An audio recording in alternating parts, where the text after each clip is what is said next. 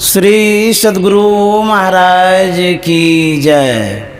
विद्यानंद बाबा best channel पर आप सभी श्रोताओं को स्वागत है, सम्मान है। बहुत दिनों के बाद स्वामी जी के करीब पहुंच पाए हैं। मेरा सौभाग्य है, स्वामी जी समय दे पाते हैं और इनकी विशेष प्रेरणा होती रहती है। इन्होंने जो बताया है, सिखाया है, उन बातों पर हम लोग दृढ़ हैं, चलते हैं और इनके सानिध्य में आकर के ज्ञान की ऊर्जा भी मिलती है। मैं स्वामी जी को प्रणाम करता हूं। और स्वामी जी, आपकी यात्रा बड़ी लंबी रही है। आप बहुत दूर दूर तक बड़े बड़े शहरों में गए हैं। हमारे जो YouTube चैनल के ऑनलाइन श्रोता हैं उन्हें भी कुछ शुभकामना भी दीजिए और बता भी दीजिए, उसके बाद वार्तालाप हम लोग करेंगे। जी धन्यवाद स्वामी जी। मैं सभी श्रोताओं का शुभकामना और आभार भी व्यक्त करता हूँ। गुरु महाराज आप लोगों के आध्यात्मिक और भौतिक जीवन को उन्नति दें। और मैं लगभग 1 महीने के बाद यहाँ आश्रम लौटा हूँ, कोलकाता, नागपुर। उसके बाद फिर मैं विदेश सिंगापुर गया। जी, जहाँ मैं 10 दिनों तक रहा, सत्संग का प्रचार किया। एक अध्यात्म और शाकाहार विषय पर अपने विचार व्यक्त करने के लिए आर्य समाज मंदिर में विशेष आयोजन में शामिल हुआ। और उसके बाद पुनः भारत सूरत पहुंचा, जहां सत्संग कार्यक्रम में सम्मिलित होने के बाद कल रात में आश्रम आया हूँ।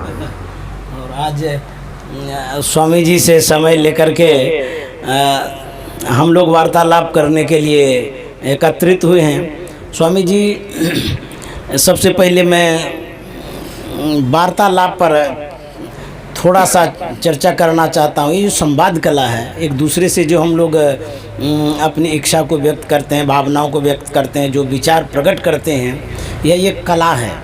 इस कला के विषय में थोड़ा सा बताया जाए, आम लोगों के लिए भी आवश्यक है क्या? जी, ये जो संवाद कला है, आर्ट ऑफ एक्सप्रेशन कहते हैं इसको। अपनी अभिव्यक्ति को, अपने विचार को व्यक्त करने का तरीका है। तो अभिव्यक्ति जो है, अगर उचित तरीके से हो तो हम कहीं भी अपनी बात एक तो जनमानस तक पहुंचा पाते हैं, और दूसरी बात कि आसानी से लोगों को समझा पाते हैं। किसी भी क्षेत्र में यह हमारी सफलता के लिए बहुत आवश्यक है, संवाद कला। मैं प्रोफेशनल डिप्लोमा जब कर रहा था तो उसमें वो सिखाते थे मार्केटिंग किसको कहते हैं। किसी भी प्रोडक्ट को जब आप समाज के बीच ले जाते हैं, पब्लिक के बीच ले जाते हैं, तो लोग उसको ग्रहण करें, वो किस पर निर्भर करता है। तो वो एक पंक्ति में बताते थे कि marketing is nothing but it is a art of speaking, sell of words. ये शब्दों का सेल है, ये बोलने की एक कला है। जो जितनी सुंदर ढंग से अपने विचारों को अभिव्यक्त कर सकता है। और सुंदर ढंग से विचार अभिव्यक्त करने का मतलब है कि जिस विषय वस्तु की आप चर्चा कर रहे हैं, जनमानस को लगे, श्रोता को लगे कि यह चीज़ उनके लिए आवश्यक है, और यह क्यों आवश्यक है। दोनों बातें उनको समझ में सहजता से आनी चाहिए, और अभिव्यक्त करने वाला उसको अपना हितैषी मालूम होना चाहिए, न कि स्वार्थी। तो इसको आर्ट ऑफ एक्सप्रेशन या संवाद कला कहते हैं। ये क्या सभी को आनी चाहिए, सभी वर्ग के लोगों को इसकी आवश्यकता है क्या? चाहे वो घर में हो या कोई नेता हो या बाजार में हो। जी देखिए, जो लोग पब्लिक डीलिंग करते हैं, जी जी हाँ पब्लिक फिगर हैं, जनता के साथ संवाद करते हैं, उनका तो जानना बहुत ही आवश्यक है। लीडरशिप क्वालिटी में एक चीज संवाद कला है कि आप अपने विचारों को अपने जनता तक, अपने अधीनस्थ लोगों तक कितनी सहजता सरलता के साथ हूबहू पहुंचा पा रहे हैं। जो आप चाह रहे हैं उसको हूबहू पहुंचा पा रहे हैं। और जहां तक जन सम्मान के लिए है तो संवाद कला इतनी महत्वपूर्ण चीज है कि आपस के संबंध भी संवाद कला पर निर्भर होता है। अगर परिवार में, जी बाबा, अगर परिवार में भी बोलने की कला आती हो तो वह अपने संबंधों को प्रगाढ़ कर सकता है और सहजता से निर्वाह कर सकता है और वातावरण को, पारिवारिक वातावरण को सुंदर रख सकता है। सत्य सुहाता वचन कहिए, ये बोलने की कला ही तो है, संवाद कला ही तो है। सत्य सुहाता वचन कहिए। कबीर साहब ने भी कहा, वाणी ऐसी बोलिए मन का आपा खोए, औरों को शीतल करे आप शीतल होए। ये सब संवाद कला ही तो है।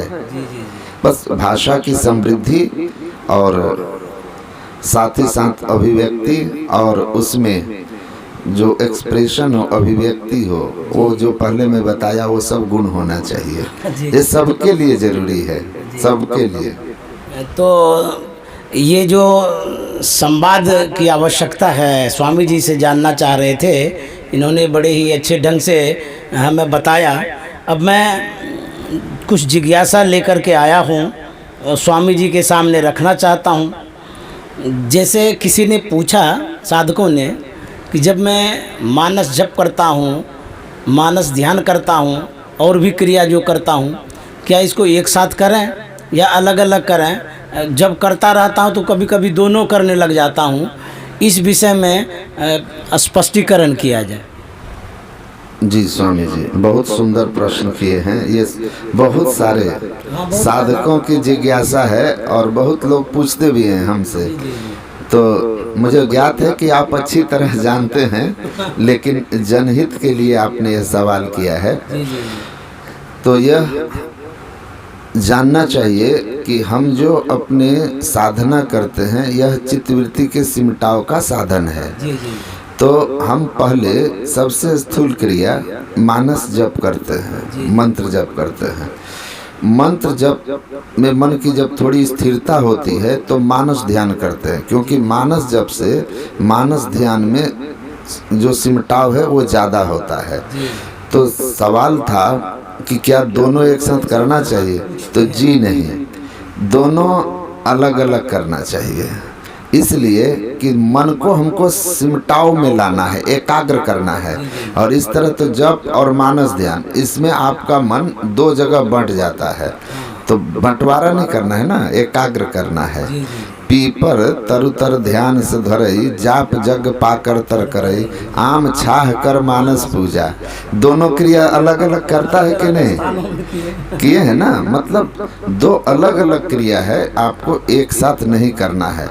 जैसे ही जप करते करते मन की स्थिरता हो तो मानस ध्यान करना चाहिए। अब मान लो जप करते हुए रूप सामने आ गया, आपके संस्कार और साधना सही चल रहा है, तो रूप सामने आ गया तो उसी क्षण रूप पर एकाग्र हो जाना चाहिए, क्योंकि मंत्र का काम था आवाहन करना, वहीं तक था, रूप का दर्शन करने तक। जब रूप आ गया तो अब उसको पुकारना, जिसको पुकार रहे थे वो आ गए, तो फिर उनको पुकारना अनावश्यक है। जी जी।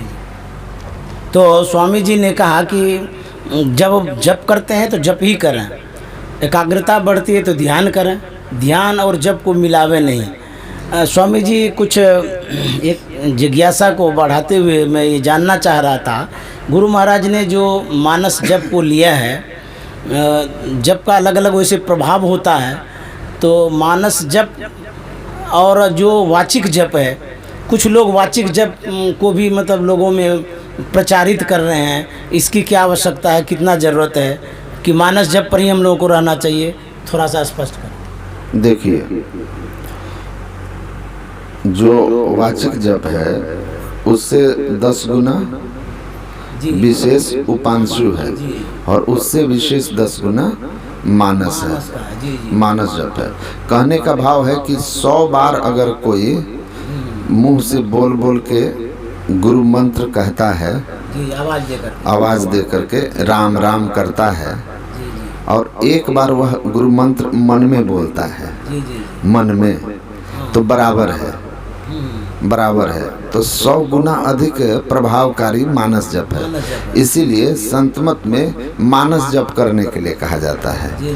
और वाचिक जप महत्वपूर्ण नहीं है, लेकिन अगर आप कभी कभी एकांत में, जब आपका मन नहीं सिमट रहा है, आप अकेले हैं, एकांत में हैं, तो उपांशु जप करते हैं बैठकर भी, पब्लिक बीच में भी अगर आप उपांशु कर लेते हैं तो धीरे धीरे मानस जप शुरू हो जाता है।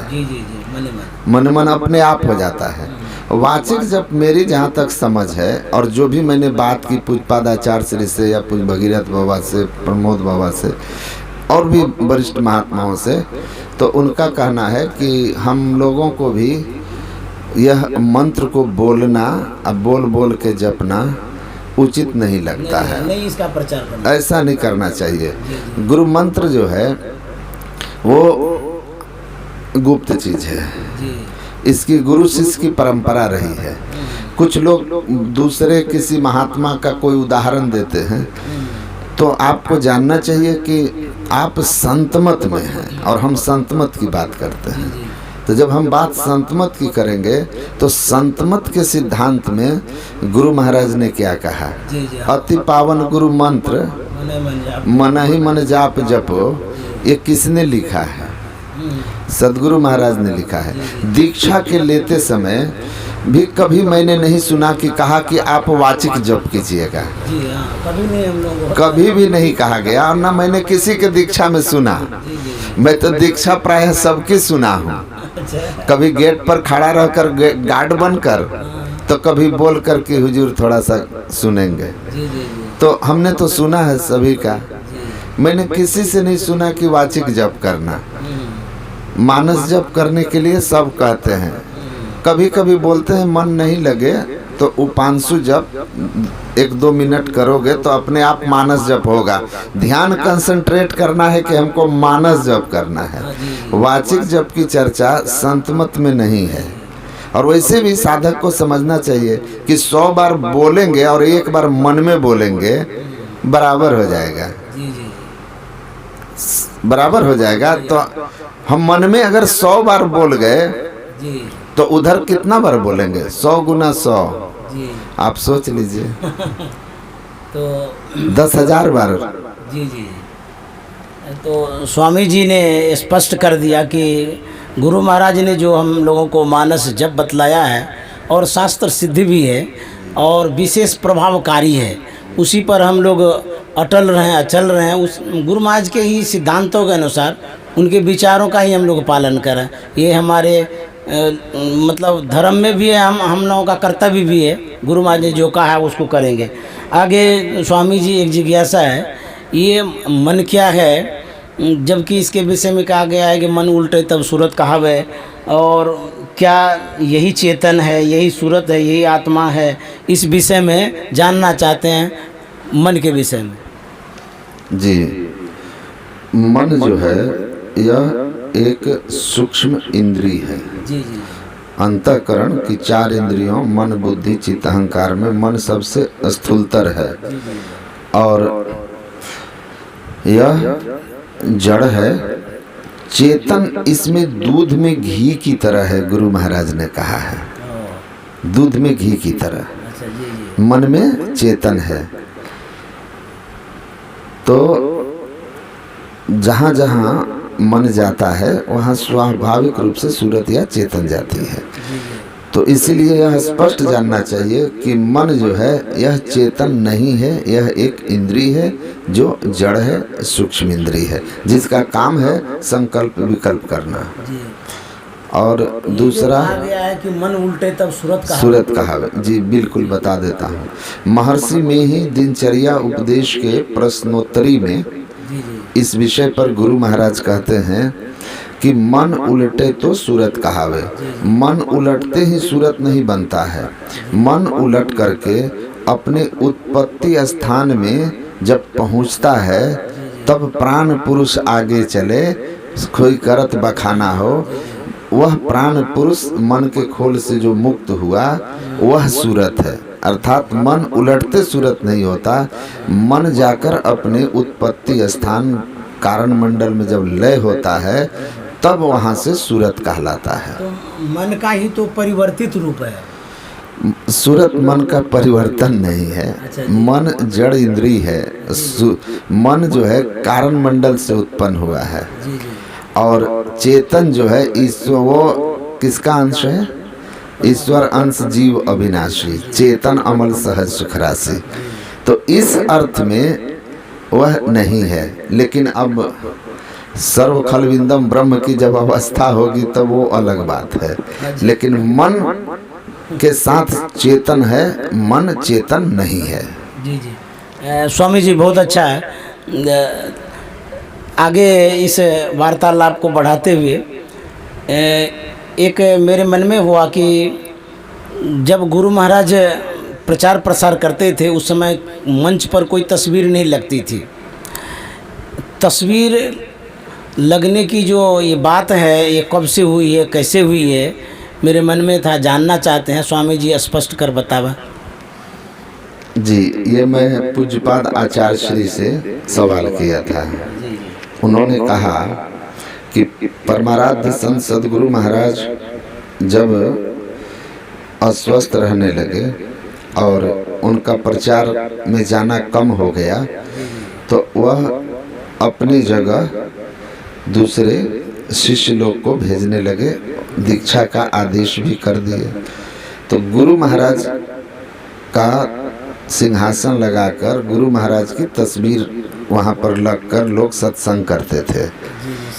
श्रद्धालु लोग गुरु महाराज की तस्वीर रख के सत्संग करते थे।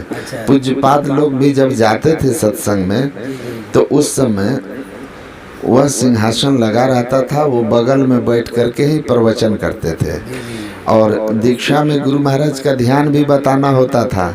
इसलिए गुरु महाराज जब नहीं गए हैं तो तस्वीर दिखाना था। इस तरह से तस्वीर लगने की जो परंपरा थी वो गुरु महाराज के जीवन काल में ही अस्वस्थ होने पर चालू हुआ, जो चलने लगा। जी जी स्वामी जी, जैसे कि हम लोग सगुण उपासना से प्रारंभ तो करते ही क्रिया को, उसके लिए अवलंब तो चाहिए मूर्ति का या तस्वीर का। निर्गुण उपासक वास्तव में हम लोग हैं। जैसे गुरु महाराज ने मतलब मूर्ति के लिए जो कहा है उसमें कि मूर्ति बना करके कोई मेला लगावे, ये हमें पसंद नहीं है। कुछ ऐसा भी हम लोगों को पता लगा है कि प्रतिमा जो है वो पत्थर का बना करके गुरु महाराज का वो आश्रम में स्थापित करते जा रहे हैं। इसके लिए आप कुछ अपना विचार प्रकट करें, भविष्य में क्या होगा, जबकि गुरु महाराज ऐसा नहीं चाहते थे। देखिए, मैं इस पर पब्लिकली भी सत्संग में अपना विचार दिया हूँ कि मूर्ति पूजा का शुभारंभ कैसे हुआ। बौद्ध धर्म का जो आध्यात्मिक ज्ञान था उसके पतन के पीछे बुद्ध की मूर्तियों का निर्माण था और स्थापना थी। धीरे धीरे चूंकि सनातन परंपरा इतना मजबूत है जिसमें बाह्य पूजा और बाह्य कर्मकांड, वह बाह्य पूजा और बाह्य कर्मकांड वह धीरे धीरे बौद्ध मत में आ गया। और आज बौद्ध मत के लोग ही भगवान बुद्ध की साधना पद्धति नहीं जानते और इसी तरह पूजा पाठ करते हैं जैसे कि हमारी बाहरी पूजा पाठ सनातन परंपरा में होती है। उसी तरह आप शिरडी के साईं बाबा, उन्होंने कभी मूर्ति पूजा नहीं की, लेकिन हर जगह उनकी मूर्तियां आज स्थापित हो रही हैं और लोग दर्शन करने वैसे ही जाते हैं जैसे अन्य मंदिरों में जाते हैं। मतलब केवल स्थूल दर्शन और स्थूल पूजा तक हैं, उसके आगे उनकी कोई ज्ञान का प्रचार कहीं नहीं है। शिरडी के साईं बाबा की साधना क्या थी ये आप पूछ दीजिए तो कोई साईं भक्त नहीं बताएगा, मैंने बहुतों से पूछ के देख लिया। उसी तरह आज बौद्ध मत का है। मैं तो बौद्ध धर्म के ही विषय पर बोलने के लिए गया था, गया विश्वविद्यालय में। अच्छा जी। तो वहाँ बौद्ध महंतों से मेरी बात हुई। अच्छा। वो भगवान बुद्ध के ही ग्रंथों की साधना पद्धति आपको नहीं बता सकेंगे। अच्छा। नहीं बता सकेंगे। वहाँ बैठ करके पूजा करते हैं या बुद्ध मूर्ति का केवल ध्यान भर कर लेते हैं, मंदिर में दीपक जलाते हैं। मुझसे खुद आप देख सकते हैं, हमारा डाला था बीने ने उस पर, जब मैं बोध गया था तो वहाँ के जो दीनानाथ भिक्षु नए महंत आए हैं, वो मुझे ले करके गए भगवान बुद्ध के मुख्य प्रतिमा के पास। वहाँ हमसे दीपक जलवाया, पूजा करवाई और स्तोत्र गायन किया और कहा यही हमारी अब यहाँ पर इतना ही है। अच्छा। तो गुरु महाराज इस चीज के विरुद्ध में थे और गुरु महाराज का कहीं मूर्ति बैठा दिया गया था तो गुरु महाराज वहाँ नहीं गए, कहे हटा दो, हटा दो, नहीं तो लोग मेरी मूर्तियों को पूजने लगेंगे और हमारे ज्ञान को भूल जाएंगे। अब तो लोग प्राण प्रतिष्ठा करने लगे। मतलब मेरी जहाँ तक बात है कि यह संतमत की विकृति का चरम की ओर जाना है। तो हमें उस धारा के खिलाफ तो मैं हूँ ही, मैं वो विरोध भी करता हूँ कि ये गलत हो रहा है। ये संतमत के उस साधना को जिसको परमाराध्य ने कली काल में हम लोगों के बीच रखा है, इसको दूषित प्रदूषित करने का प्रयास है। जो लोग को जाना है उस धारा में, उस तरफ, वो संतमत और सदगुरु महाराज के ज्ञान के विरुद्ध जा रहे हैं। महर्षि संत सेवी परमहंस जी महाराज ने यहाँ पर मूर्ति स्थापित नहीं करने दी थी समाधि पर, जबकि 5 लाख की कोई मूर्ति देने वाला था। उन्होंने कहा नहीं, गुरु महाराज ने हमें मना किया था कि हमारी मूर्ति नहीं लगेगी। तो आज भले कोई तर्क दे दे, लेकिन वो तर्क हम लोगों के सामने नहीं दे सकते। हम लोगों के सामने आकर तर्क करें तो हम समझें। वो तर्क उन लोगों से करते हैं जो बेचारे जान अनभिज्ञ हैं और उनके अंदर अगर जिज्ञासा भी है तो वो आपके महात्मा होने के प्रभाव से डर जाते हैं। हाँ, हम लोगों के सामने आप तर्क करें, हम लोग जब पूछते हैं तब बात करें तो बात काट देते हैं। अच्छा बात करेंगे, है ना, तो वो अलग चीज़ है।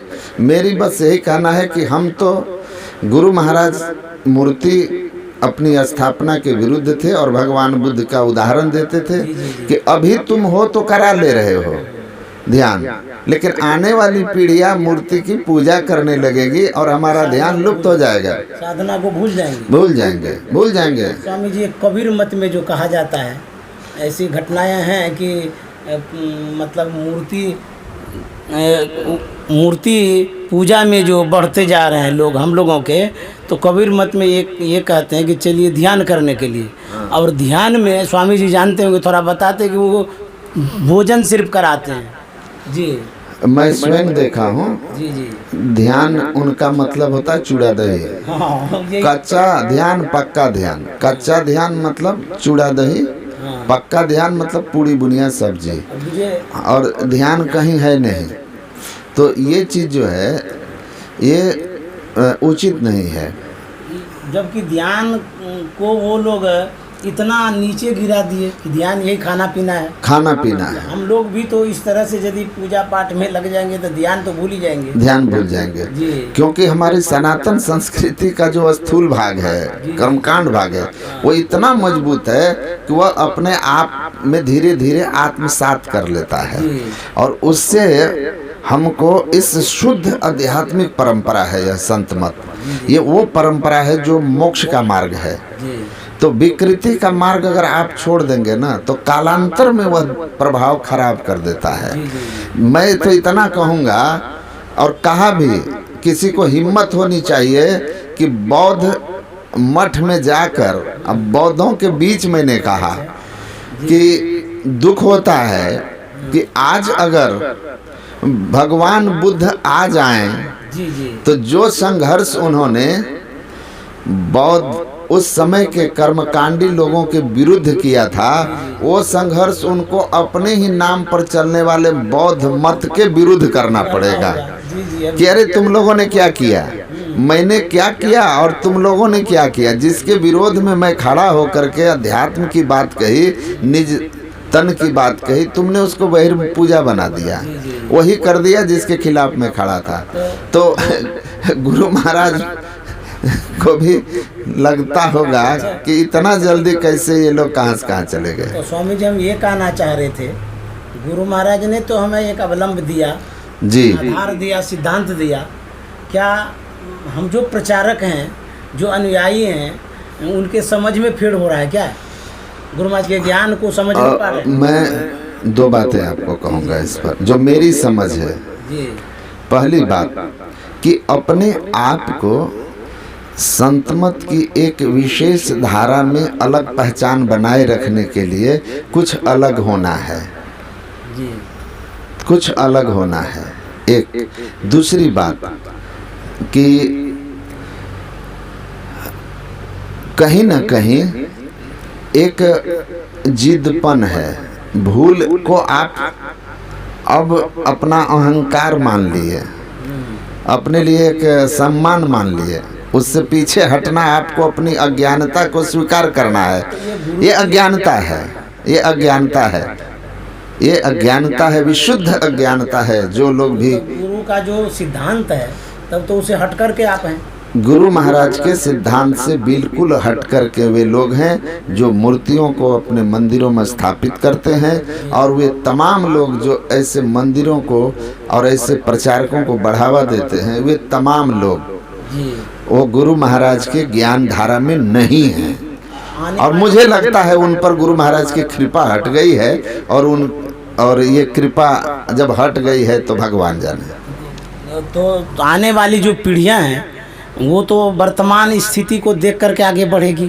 तो हम यदि मूर्ति के प्रति यदि विशेष आकर्षित होते हैं, उसका ही प्रचार करते हैं, जो बिंदु ध्यान है, नाद ध्यान है, अब वहाँ तक ये लोग तो पहुँच ही नहीं पाएंगे, ना उसके प्रति आकर्षण होगा। तो हम लोगों को चाहिए कि गुरु महाराज का जो मूल प्रचार है ध्यान करने का, उस पर विशेष प्रेशर दें, फोकस करें। जी जी, बिल्कुल आप ठीक है। देखिए, मैं अभी आपको एक छोटा सा उदाहरण दे रहा हूँ। मैं जब एक कार्यक्रम में गया था तो पंजाब, तो वहाँ मुझे किसी ने कहा कि आप जिस तरह का प्रवचन करते हैं, इसी तरह का मिलता जुलता प्रवचन एक कथाकार आए थे हरिद्वार से तो कर रहे थे, कथाकार। तो मैं हंसने लगा कथाकार का नाम जब सुना तो, क्योंकि मुझे लगा कि इस तरह का मिलता जुलता तो संतमत वाला होगा। तो कथाकार का नाम सुना तो हंसने लगा। तो मुझे ये लगा कि इस तरह वो भले अपना प्रचार कर लिया, लेकिन इससे न संतमत को लोग जाने न गुरु महाराज को जाने।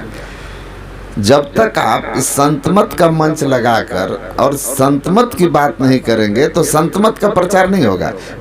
क्या कहा कि एक कथाकार आए थे, भागवत कर रहे थे, और भागवत करते समय वो इस तरह की भी बात बोलते थे, इस तरह की भी बात बोलते थे। तो वो कथाकार थे, वो संतमत प्रचारक के रूप में उनकी पहचान नहीं बनी। और जब संतमत की पहचान नहीं बनी तो वहाँ सदगुरु की पहचान नहीं बनेगी। तो किस आप समझ सकते हैं। जी स्वामी जी, गुरु महाराज की एक बातें स्मरण में आ रही है।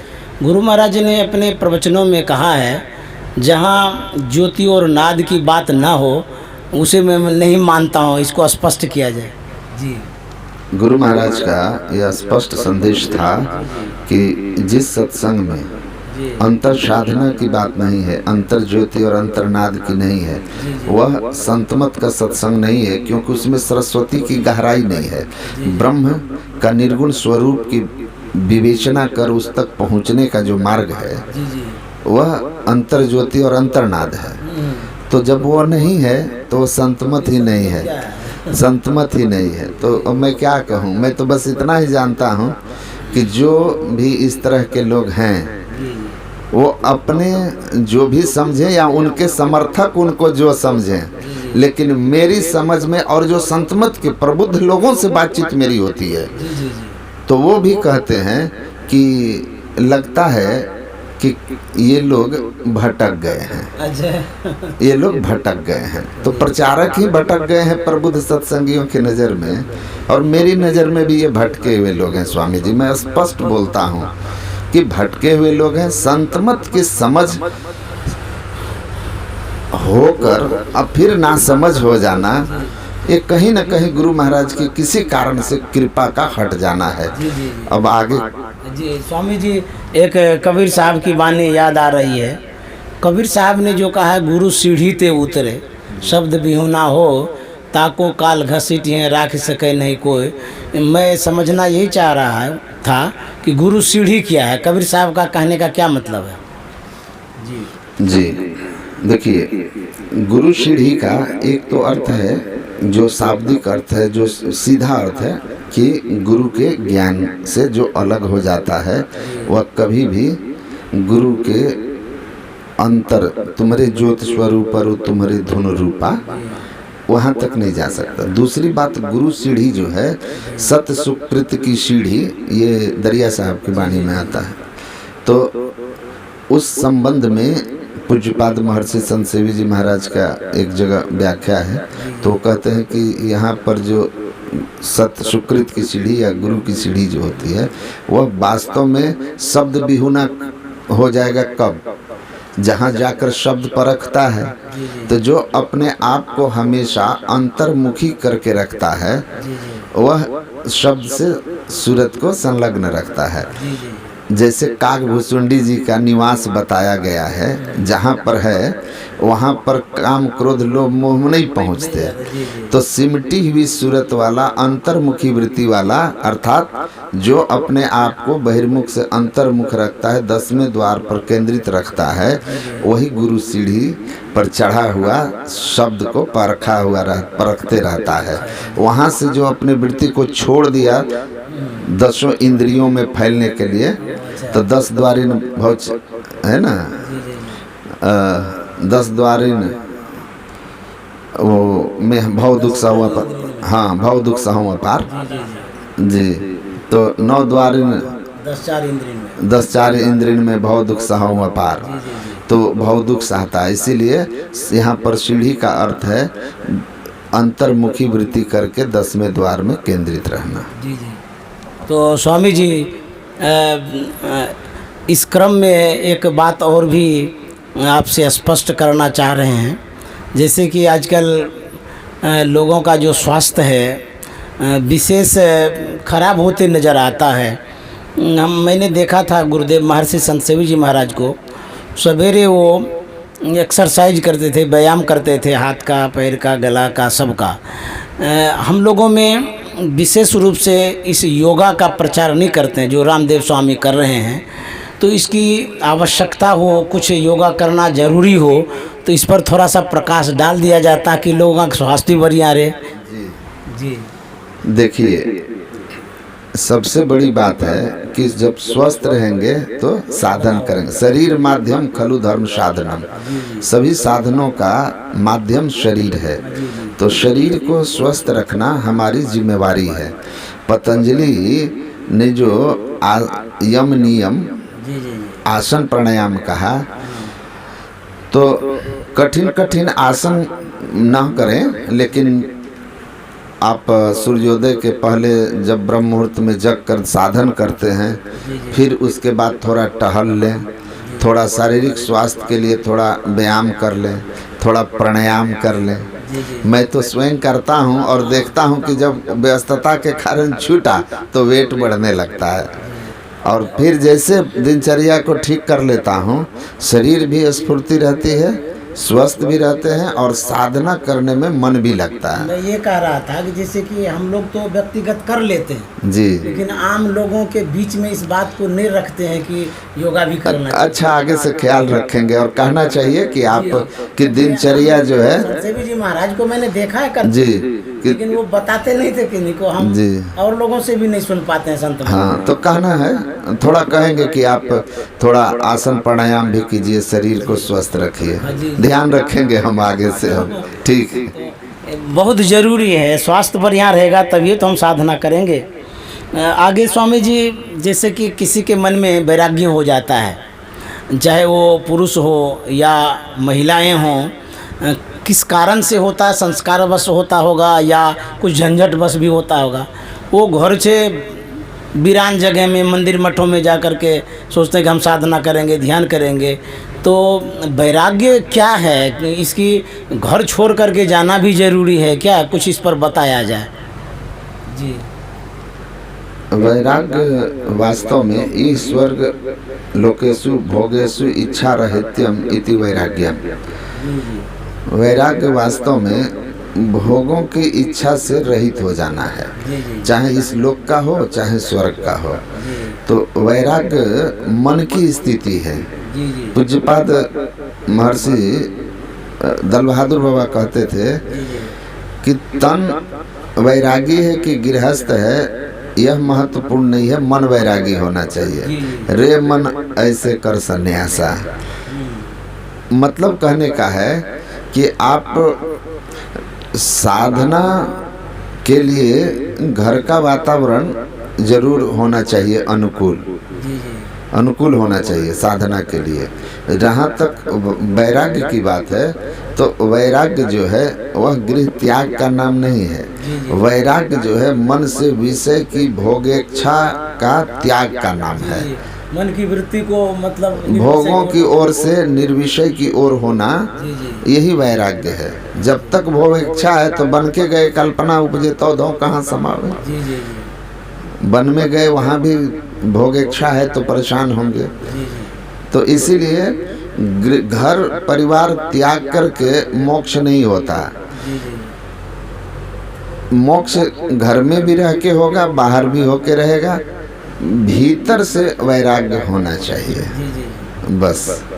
विभीषण लंका में रह करके वैरागी था। अच्छा जी स्वामी जी। तो वैराग्य यदि आप धारण करना चाहते हैं तो साधना में मन को लगाइए, आप असली वैरागी होंगे। घर बाहर छोड़ करके यदि जाएंगे, मन वैरागी है नहीं, फिर वहाँ दुख भोगेंगे। स्वामी जी आगे एक बात और जानना था कि जैसे कि गुरु महाराज ने परमात्मा के विषय में जो कहा है, ज्योति और शब्द परमात्मा का यही रूप है। हम सर्वसाधारण नहीं जान पाते हैं परमात्मा क्या है। इस विषय में कुछ स्पष्ट किया जाए। देखिए, ईश्वर का जो वास्तविक स्वरूप है उसका हम लोग नियमित पाठ करते हैं। जो परम तत्व आदि अंत रहित असीम अजन्मा अगोचर सर्वव्यापक और सर्वव्यापकता के परे है, उसे ही सर्वेश्वर सर्वाधार मानना चाहिए। असीम का अर्थ होता है जिसमें सीमा नहीं है, अपार जिसका आर पार नहीं है, अनंत जिसका अंत नहीं है। और वह कैसा है? तो वह निर्गुण निराकार है। मतलब जहाँ तक तीन गुण का पसार है वह नहीं है, तीन गुण से परे है। तीन गुण के परे चेतन भी है, लेकिन वो चेतन से भी परे है। इसलिए हम लोग कहते हैं सत असत हु के पार में। जड़ मंडल असत है, चेतन मंडल सत है, क्योंकि वह एक रस रहता है, लेकिन परमात्मा उससे भी परे है। तो परमात्मा वास्तव में निर्गुण निराकार, वह अनंत सत्ता है जो इस आँख से देखने में नहीं आता, जो इस सृष्टि को उत्पन्न किया है, पालन करता है, और उसकी मौत से सृष्टि का प्रलय भी होता है। लेकिन परमात्मा का सृष्टि के बनने बिगड़ने से कुछ बनता बिगड़ता नहीं है। तो वह जो सत्ता है उसका बोध हम इस आँख से नहीं कर सकते। हम उसका दर्शन कर सकते हैं केवल अपनी चेतन आत्मा से। तो ईश्वर दर्शन के बारे में गुरु महाराज ने कहा कि स्पष्ट रहो कि चेतन आत्मा जड़ का संग छोड़कर केवल दशा में होकर जो पहचानती है वही ईश्वर दर्शन है। और गुरु महाराज ने जो कहा ज्योति और शब्द, ज्योति और शब्द परमात्मा के दो हाथ हैं। जी जी हाँ। जिसके सहारे हम परमात्मा की गोद में पहुंचते हैं, अर्थात उस अनंत सत्ता के साथ हमारी एकता हो जाती है। ये दो सहारे हमारे अंदर में हैं, ये अमृत हैं। ये दो सहारे हमको परमात्मा की ओर ले जाते हैं। बिंदु नाद अगुवाई तुम ही ले जाएंगे। जी, ये परमात्मा का क्या कहा जाएगा ज्योति और शब्द को? ज्योति और शब्द परमात्मा का वास्तव में विभूति है। अच्छा। जी जी हाँ। विभूति है जो परमात्मा से मिलाने का काम करती है। जी और शब्द, सार शब्द के लिए तो कहा कि शब्द परमात्मा ही है। जी जी तो उस पर गुरु महाराज कहते हैं कि चूंकि वह परमात्मा के अतिशय करीबी है और उस शब्द के ज्ञान से ही परमात्मा का ज्ञान भी हो जाता है और उस शब्द की परख से समस्त परमात्मिक विभूतियां हम में आ जाती है, इसलिए उस सार शब्द को ईश्वर वाची कहना भी कोई त्रुटि नहीं है। अच्छा अच्छा। जी स्वामी जी ये जो कह रहे थे, गुरु महाराज के प्रवचनों में मैंने सुना है कि जब गुरु महाराज प्रवचन कर रहे थे तो किसी ने पूछा कि आपने ठाकुर जी को नहीं पधराया, तो गुरु महाराज ने कहा जो आपने सत्संग सुना यही ठाकुर जी थे, इसी को पधरा दी। जी, ये पूर्णिया जो मंदिर है,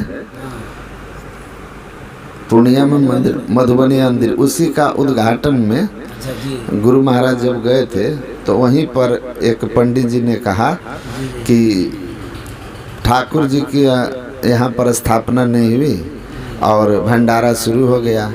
तो गुरु महाराज ने कहा कि गोस्वामी तुलसीदास जी को तो आप लोग मानते ही हैं, रामानंदी हैं। तो जी, तो तुलसीदास जी ने कहा देहि सतसंग निज अंग श्री रंग भवभंग करण शरण सुखारी। तो गुरु महाराज कहते हैं ये जो सत्संग हुआ ये परमात्मा का निज अंग है। जब सत्संग हो गया, परमात्मा का निज अंग आ गया, तो क्या परमात्मा का आना शेष रह गया? सत्संग हो जाना ही ठाकुर जी की स्थापना है। अच्छा जी जी, यही कहे थे, वहीं का प्रसंग है ये। अब अंत में स्वामी जी, वैसे तो जिज्ञासा बहुत है लेकिन अब समाप्त भी करेंगे क्योंकि आपका समय अनमोल है, आप इतना समय देते हैं, यही बहुत बड़ी बात है।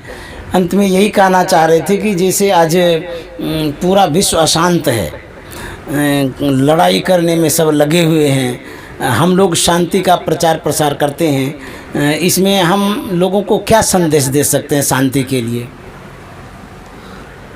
शांति का कोई विकल्प नहीं है जी जी और शांति से बढ़कर कोई सुख नहीं है। जी और शांति का जो मांग है ये अनादि काल से हम लोगों के अंदर में है। जी लेकिन शांति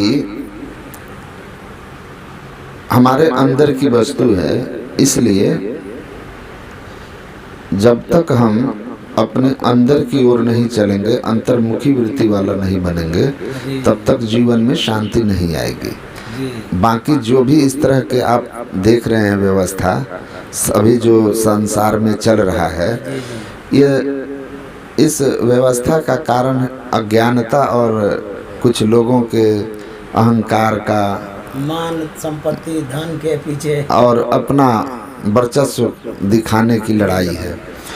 आप वैसे भी देखेंगे, जो लोग पढ़े लिखे हैं वो जानते होंगे कि जब राष्ट्र संघ है तो फर्स्ट वर्ल्ड वार जब हुआ, राष्ट्र संघ की स्थापना हुई और फिर दोबारा हिटलर आया और दूसरा विश्व युद्ध हो गया, कोई मिलकर युद्ध नहीं रोक सका। तो इस पर बहुत मंथन हुआ कि आखिर युद्ध कैसे रोका जा सकता है। तो आप जो राष्ट्र संघ बना दोबारा संयुक्त राष्ट्र संघ के नाम से, उस पर बहुत गहन चिंतन करके बड़े बड़े विद्वान मनीषी दार्शनिकों का मत आया कि भाई युद्ध होता क्यों है। तो उन्होंने कहा युद्ध तो मन की उपज है, मन में सारे आकांक्षाएं उपजते हैं, अहंग आता है, कामनाएं आती है, मान बड़ाई धन वैभव की चाहना आती है।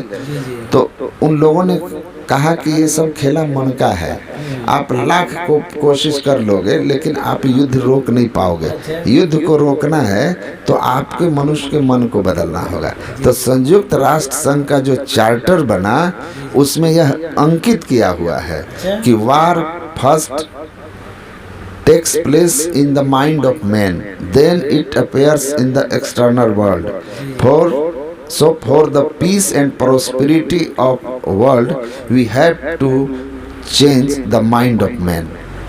युद्ध पहले मनुष्य के मन में आता है, फिर वह दुनिया के सामने प्रकट हो जाता है। तो युद्ध को अगर रोकना है तो आपको सबसे पहले मनुष्य के मन को बदलना होगा। तो संयुक्त राष्ट्र संघ का यह प्रयास होना चाहिए कि मनुष्य के मन को बदले, उसको युद्ध की जगह शांति का पाठ पढ़ाए। तो ये संत मत का जो प्रचार है ना, ये संयुक्त राष्ट्र संघ के उस चार्टर के अनुकूल है। अगर हम लोगों को इस तरह की व्यवस्था दे दी जाए कि विश्व स्तर पर शांति की बातें हो, प्रचार हो, तो बहुत फर्क पड़ जाएगा। मैं अभी सिंगापुर आके देखा, भौतिकता के चरमोत्कर्ष पर है वह, इतना वैभव है। लेकिन जब आप 50 साल की उम्र के करीब पहुंचे हुए किसी भी आदमी से आप बात कीजिए, तो संसार का सब सुख को देख करके उसको अब लगता है कि कुछ ऐसा रह गया जो हम नहीं कर पाए, जिसके कारण इतना सब कुछ पा करके भी हमारे अंदर कहीं ना कहीं निराशा है उस व्यक्ति को। तो भौतिकता में प्रचुर मात्रा में है जी, फिर भी वो अंतर से व्यथित। अब उसको लगता है कि घर, मकान, कार, बंगला, सारी दुनिया की सुख सुविधा के बाद भी भीतर अशांति है, तो कहीं चूक गया। तो वो चूक कहाँ हो रही है वो जान भी नहीं पा रहा है। जब उसको अध्यात्म की बात करते थे, ध्यान की चर्चा करते थे, आत्म सुख की बात करते थे कि यहाँ शांति है, तो उसको बड़ा ही आनंद आता था, उम्मीद जगती थी।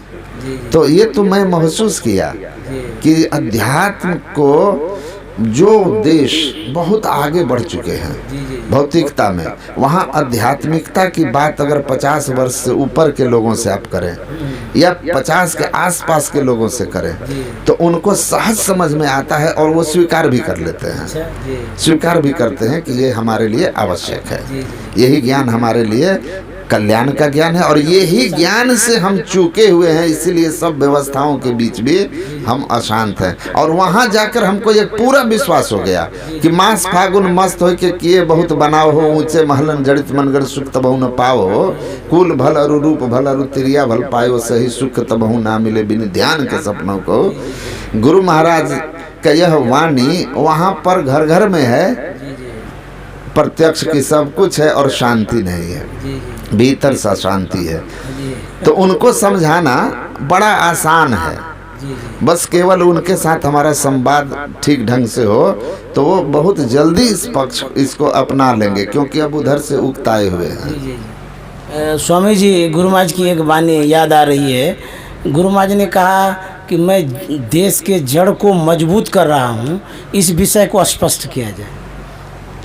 जी, गुरु महाराज से एक जगह पूर्णिया जिला में ही किसी पार्टी के एक बड़े नेता ने पूछा था कि सत्संग प्रचार से देश को क्या फायदा है। तो गुरु महाराज ने कहा था कि मैं देश की नींव मजबूत कर रहा हूँ। किस तरह से? तो उन्होंने कहा कि सबसे ऊपर आध्यात्मिकता रखो। संत मत अध्यात्म का प्रचार करता है, आत्म कल्याण की बात करता है, तो ईश्वर भक्ति का प्रचार करता है। तो आध्यात्मिकता रखो, क्योंकि जहाँ लोग तब रखो सदाचारिता, तब सामाजिक नीति और सबसे नीचे राजनीति। तो गुरु महाराज कहते हैं कि देखो, जहाँ के लोग आध्यात्मिक होंगे वे स्वभाव से झूठ, चोरी, नशा, हिंसा और वे विचार मुक्त सदाचारी होंगे। जहाँ के लोग सदाचारी होंगे तो लोग जो होता है, जो व्यक्ति होता है वह अकेला ही होता है और समाज भी होता है। समाज व्यक्ति से बनता है। तो जहाँ सदाचारी लोगों का समाज होगा वह समाज उत्तम नीति वाला होगा। तो जहाँ की सामाजिक नीति उत्तम होगी वह समाज ही तो अपनी राजनीति तय करेगा कि हमारा नेता कौन होगा।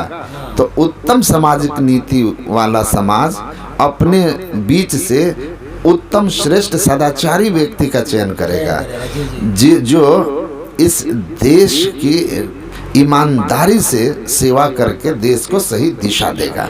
इस तरह से सत्संग के प्रचार से एक योग्य नागरिक का हम निर्माण करके देश की नींव मजबूत करते हैं। जी, तो सबसे पहले हम लोगों को अध्यात्म पर भी जोर देना चाहिए, जो हमारे साधु महात्मा ऋषि मुनि दिया करते हैं। हम लोग भी उसी कड़ी में जुड़े हुए हैं, गुरु महाराज का जो ज्ञान है उसका प्रचार प्रसार करते हैं। तो मैं इन्हीं बातों के साथ इसमें विराम देना चाहता हूं। और स्वामी जी को बहुत बहुत धन्यवाद। ये तो देश विदेश जाने लगे हैं, समय बहुत कम होता है, उसी कम समयों में से थोड़ा सा समय हमें निकाल करके दिए परोपकार की भावना से दिए। स्वामी जी को बहुत बहुत धन्यवाद देता हूँ और ऐसी ही सद्भावना बनी रहे और ऐसा ही स्नेह बना रहे और इनके पास में आता रहूं, ज्ञान की चर्चा करता रहूं। हम लोग तो आपस में बात करते हैं और आम सत्संगियों को इससे लाभ मिलता है सुन करके, तो हम लोग इसको बढ़ाते जा रहे हैं। तो जो विद्यानंद बाबा बेस्ट चैनल पर जुड़े रहते हैं उनके अंदर में भी जो जिज्ञासा है वो हमें लिखित रूप से अथवा दूरभाष पर संपर्क करके भेज सकते हैं और स्वामी जी से संपर्क करके आपकी जिज्ञासा का समाधान करेंगे और इससे आप लाभ उठाएंगे। श्री सद्गुरु महाराज की जय। प्रणाम स्वामी जी। जी धन्यवाद दे दिया जाए श्रोताओं जी। मैं आप सभी श्रोताओं के लिए शुभकामना करता हूं और बहुत बहुत आभार। साथ ही साथ आपको ये कहना चाहूँगा कि जो भी हम लोगों के बीच बातचीत होती है उसका उद्देश्य संत मत का और आप सबका हित है। हम केवल गुरु महाराज के ज्ञान के प्रति अपनी निष्ठा रखते हैं और जहाँ भी हमें उस ज्ञान में कमी दिखती है तो हम गुरु भक्ति के कारण चर्चा करते हैं ताकि हमारा यह संत मत अपनी दिशा में बढ़े आगे और हम सब गुरु भाई आपस में मिलजुल करके संत मत को आगे बढ़ाएं। धन्यवाद। मूल सिद्धांत संत मत का जो है उसको हम पकड़ के रखें।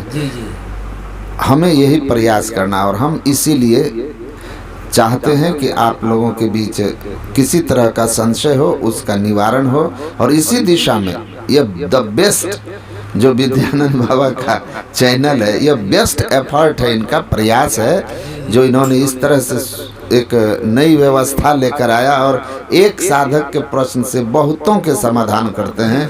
मैं इनको हृदय से धन्यवाद देता हूं और इनके लिए शुभकामना करता हूं। श्री सद्गुरु महाराज की जय।